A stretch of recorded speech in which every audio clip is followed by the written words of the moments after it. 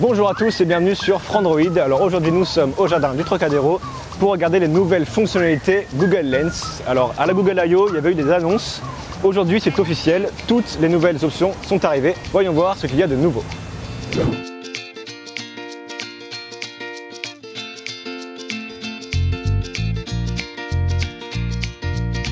Alors le géant américain nous avait promis 3 nouvelles fonctionnalités plutôt intéressantes pour Google Lens. Sur mon téléphone, elles sont en anglais pour l'instant parce qu'il est en anglais.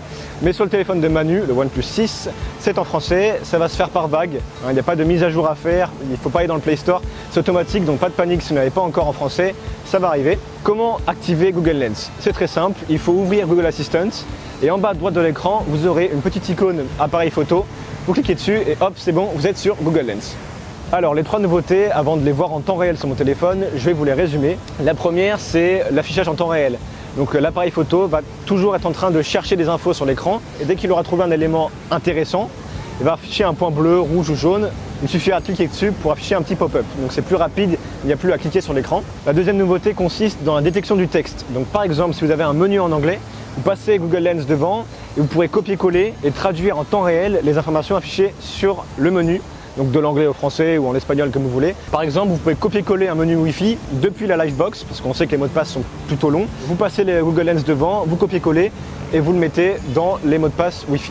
Enfin, la troisième nouveauté, non, par contre là c'est pas possible. Les cheveux ils sont marrants là. Non, ça va pas ça. Ça va pas du tout. Enfin, la dernière nouveauté, c'est un peu plus pour les fashion addicts. Donc si j'ai une paire de chaussures qui me plaît, ou un vêtement, ou un pull, je passe Google Lens devant. Il va m'afficher des suggestions, donc des objets similaires, et il va peut-être des fois me diriger vers un lien marchand, donc pour acheter directement le vêtement ou la godasse. Non, pas la godasse, Maxime, c'est pas bien ça. Peut être pour une lampe de bureau ou pour des chaises, c'est assez vaste, ça reste quand même dans le terme du shopping. Ok, maintenant c'est l'heure de mettre ça en pratique. Alors, pour commencer, on va regarder un petit peu la détection des bâtiments. Pour tester Google Lens, on va lui montrer un bâtiment peu connu pour voir s'il est assez performant. Allez, hop, je lance Google Lens.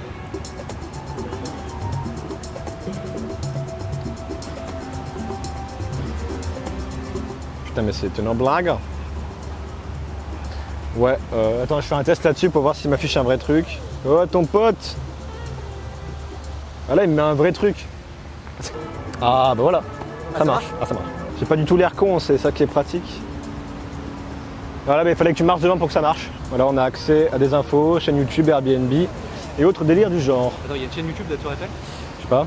Alors pour être honnête, ça marche pas du feu de Dieu. C'est le début du déploiement. Donc la plupart du temps, il a trouvé que c'était la Tour Eiffel, il a marqué Eiffel Tower en bas, mais il n'a pas forcément affiché le pop-up. Alors maintenant, on va passer à la fonctionnalité qui plaira aux pros du shopping. Donc je vais filmer ma chaussure et on va regarder ce que Google me propose.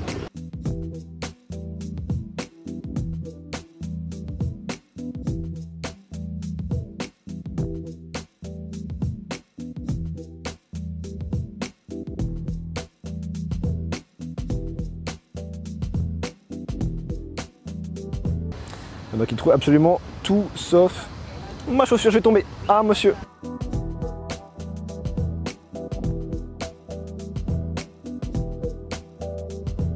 Allons-y, suivez-moi.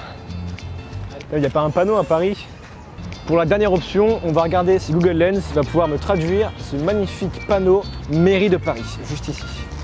Là, t'as pas le droit de filmer parce que j'ai un énorme star, donc ça interdit ça. Là Je mets ça dans la vidéo, je quitte la boîte. Bon, ça marche plutôt pas trop mal. Alors si on compare ça à la détection des bâtiments, ça marche un peu mieux.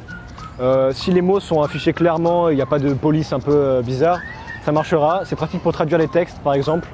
Alors honnêtement, ça marche un peu mieux que la détection des bâtiments. Et si vous avez plus de questions au sujet de ces nouvelles fonctionnalités et technologies, n'hésitez pas à consulter l'article dédié dans la description. Si vous avez plus de questions, n'hésitez pas à les poser en commentaire, Goran y répondra. À tous, à toutes, à tous. Et quant à moi, je vous dis à bientôt sur Frandroid.